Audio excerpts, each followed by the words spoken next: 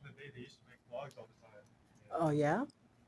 And it's like a lost, it's been a minute, It activate. right? There you go. So welcome to Univah. This is your Okay. first time. Yep. First time. All right. So what do you think of the UI upon first launch? Well, it's definitely something um, when you see it in person compared to talking about it firsthand with uh, Steph right here. I'm with Steph right here with Univah Pro. So now seeing it in person, initially it feels familiar, like I've almost been using it in another life, I guess. Exactly. It um, feels familiar, and that's the key. familiar, It feels really familiar. familiar. Yes, And it's how do you feel? Do you feel overwhelmed? Are there a lot of buttons? there's definitely enough buttons, not too little, not too much, I would say. Enough to where you feel like you're gonna do something big, but not overwhelming as to where you're kind of scared, I guess, Right. Good, good, or good, discouraged in a way. good. So your first impression of the UI is you're not overwhelmed. Correct. Okay, good. All right, so let's go ahead and start using it. I'm going to Awesome. direct you to create your first cube. Oh wow. Okay. All right, so Here what we we're go. going to do is you're going to go up to the little menu that says create, Let's see. Create. and at the very top, you see primitive. Mm-hmm. All right, click cube. Cube. All There right. you go. So There you've it is. created your first Univah object. Now, right click in the viewport. That's Yeah, so right so here. this middle part where you see the cube, that's called the viewport. Okay, so right click in the viewport and move the mouse around. That's how you look around the scene. Ah, Yes, so that's how you look around. And if you press the X key on the keyboard, letter X. mhm, Okay. those are the gizmos. Press the Z key Z. and then the C key. Letter C. Yes, so those are the gizmos. So if you want to move the cube up, press the Z key. Z. All right, and then drag the up arrow. Drag up arrow right here. There you Ah, go. Yes. there it goes.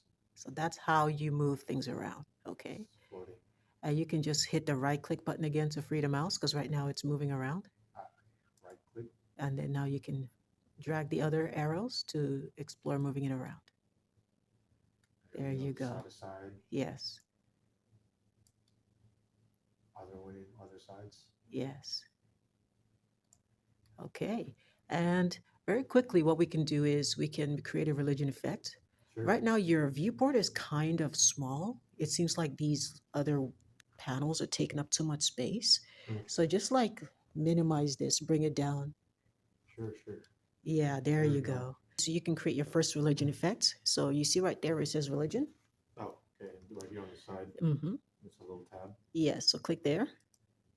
And where it says select distribution type at the top, There we go. yes, select grid. Great. There Oh you wow. go. Yes, so now you've made a grid. You've duplicated the cube into a grid. Now, in your viewport, push the S key. So WASD keys, that's how you move around in your scene. Ah. Yeah. So So like S key S key. will move you back. Ah. Okay. Yes. And then D key moves you to the right. Yeah. So WASD. Okay. W moves you forward. Okay. Yes, Got it. yes. Right. And then Q and E get you up and down. Q E. Oh wow. Okay. Yes. Okay, so now you can see your whole screen. You can see the distribution you just made. Mm-hmm. Now, right now, you can see that the cube is selected. Just go ahead and drag the cube out. So just drag it out. There you go. There we go. Perfect. All right, now in the religion tab, just play with these sliders and see what they do. Sure. Sure. So here's right here under grid distribution we have a couple of sliders, Mm-hmm. which this one here says grid dimensions, grid X. Oh wow. Okay. It's multi. I think it's multiplying. Is that Yes, correct? it's it's making more of them along the x-axis. So you can move your camera to see what it's doing. So Okay. you can right click in the Fine. viewport. Yeah, there you go. Move your camera so you See can what's see going on there. exactly. Yeah, so right now you have deselected the cube. So messing with these sliders, it won't do anything. You have to select the cube again. There you Perfect. go. Now play with the sliders. That's the cool thing about Univah. You Oh, don't have wow. to be worried about breaking anything. Nothing will break. Right. Yes. So you can play with all these sliders to see what they do So, without any worry or fear.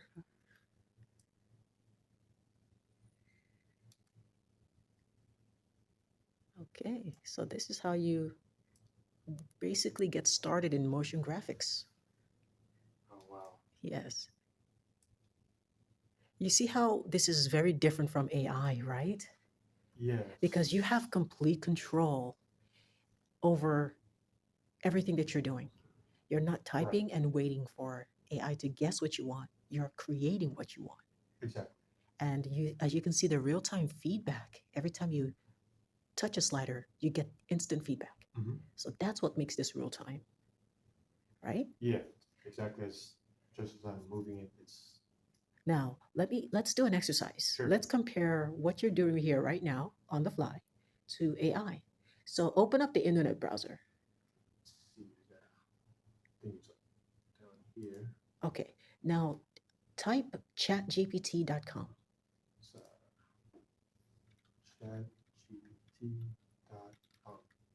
Have you ever used ChatGPT before?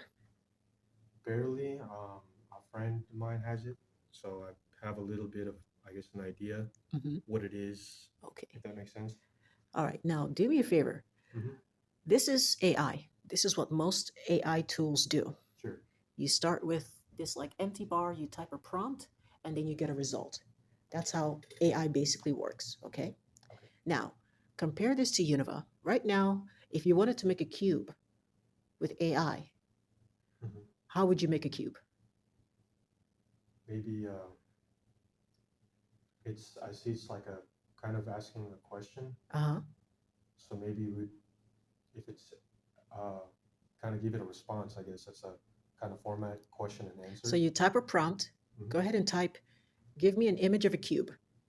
Let's see. Give me an image of cube. Hit enter.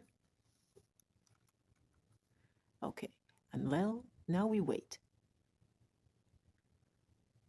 What is it saying? Oh, okay. I think we need a. Oh, image Login. generation requires you to be Right. logged in. So you see, that's already a first wall that you've hit, right? Right.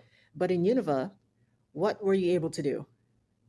Basically, I was able to generate the cube right in the viewer, and as we saw earlier, um, how we want to see it, Mm-hmm.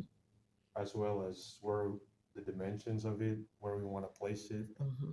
and even more so, we were able to create more as well as a movement in, I guess, whichever direction you needed, as we saw earlier. Right. So, So that's the first win for Univah versus AI is mhm. that number one, we're able to create a cube instantly. Right. Whereas with AI, we have to type and wait. And in this case, it still didn't give us a cube. It wants us to log in. Right. So let's go ahead. And I'm going to pause this recording. So now we're in ChatGPT. You've logged in. Correct. And now let's try to create a cube. Sure. So here we are with the prompt. I'm gonna go ahead. Um, give me the prompt. Give me a image of a cube. Enter. So there's a request, And you see how it's waiting? You see how it's not instant? yeah. I think it's kind of thinking, and Yes, it's thinking, it's thinking. there Okay. we go. So now we have a cube. Now, what can you do with this cube? Um, well, as an image of a cube, I think it's kind of like a picture file. Right. So just like any photo, It's basically a photo of just a cube. It's So we can't really do anything with it, can we? If we want to see this cube from a different angle, can we? not really. I think it's, what we see is kind of what you get, kind of Okay. If we thing. want to Right. color this cube red, how would we do that? Maybe to color it red, we probably have to ask it for Okay, another. go ahead and ask it. Let's see what it does. I'll kind of use my give me an image of a red cube. Enter. Now let's see what it does. Now, when you asked it to do this for you, Sure. you probably wanted the same cube, the same angle, but just red, right? Sure. Now let's see if ChatGPT is going to do that. Okay, so we have a red cube. Maybe this is the shade of red you wanted. Maybe it's not. But you see how we don't really get what we want. It just gives us what it, because there's so many shades of red, Right. Right. you see. So is this the shade of red you wanted? It's red. Maybe not what exactly I wanted or Right, what I was thinking about in my head. It's right, red. right. Now scroll up to the other cube. Let's Sure. compare the first cube with this cube. So here's the red cube that we just generated, and then going up, there's our initial cube when we just ask it to give Okay, us. now tell me, Mr. Brian, are these Sure. two cubes the same? I would say Let's look color at the aside. bottom. Let's look at the Right. bottom again, because I'm looking at this top cube. Here's It looks slimmer than the bottom cube. Let's see. going now is number 2. Are they the same dimensions? I don't think so. It's hard to tell, but I feel they're not the same cube. Yeah, this one looks like it's, whereas this The one looks, angle and yeah, the angle, it's slightly different, exactly. right? So that's how AI works, you see? And we can't really do it. We cannot interact. The key word is, can we interact with this cube? We can't. But you see, in Univah, what were you able to do? You created a cube, and if you hit the Z key, Sure. you're able to interact with the cube. Correct. You see, this live interaction makes all the difference. You see, Exactly. this makes all the difference because now we can do so much with this. There's so much we can do. You see? And the space provided, you know. Yes, you have so much that you can do with this cube. Okay. So, and if we want to color this red, you just go to the material editor, click on the material editor.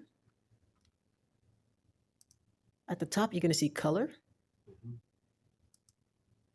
Now you can either make a color or a gradient. Pick one. See, I think here we can Yes. go to gradient. And just drag one of those dots. You see? Okay, I see. I can see that. And if you double click on those dots, you can choose a color. Maybe right here. Yes. There we go. Click OK to select it. Kind of like this red.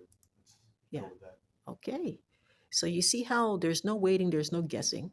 And you can change this. You can move this around to change the gradient. We're not clicking, typing, and hoping. We are doing exactly what we want, you see? And it's easy. It's still easy. Mhm. This isn't any harder than AI, than what you did with AI, or am I lying?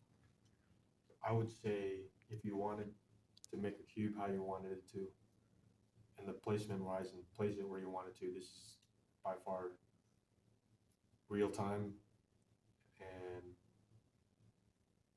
whatever's in your head, you just go ahead, go to the settings as you need, and place it Mhm. how you want. And the key is this any harder than ChatGPT? How I need to. ChatGPT, I kind of had to think what to ask it, Right. if that makes sense. Yes. But I feel this is more direct. You know, you have just go to the attribute you need and set it how you need it to. So I would. Awesome. And you can rearrange this. You can change the parameters or the size, the dimensions of Sure. the cube by simply hitting the C key on your keyboard. Right. Ah, Yes, there we go. yes. Something which, if you wanted to do in ChatGPT, you would have to do what? Kind of go back and forth with it. Yeah, you would have to go back, ask it, think about what to ask it, Mhm. and say, hey, I want the cube to be long. You have to tell it long in which way? This Right. way, this way. Right. Here, you just do it, Exactly. and it's instant and it's interactive. Exactly. Yes. So, how do you feel about a real time software that is easy to use compared to AI? Definitely more direct. Real time, direct and real time, I would say, are the two main differences. You know what you need, go in here and set it to the setting that you need.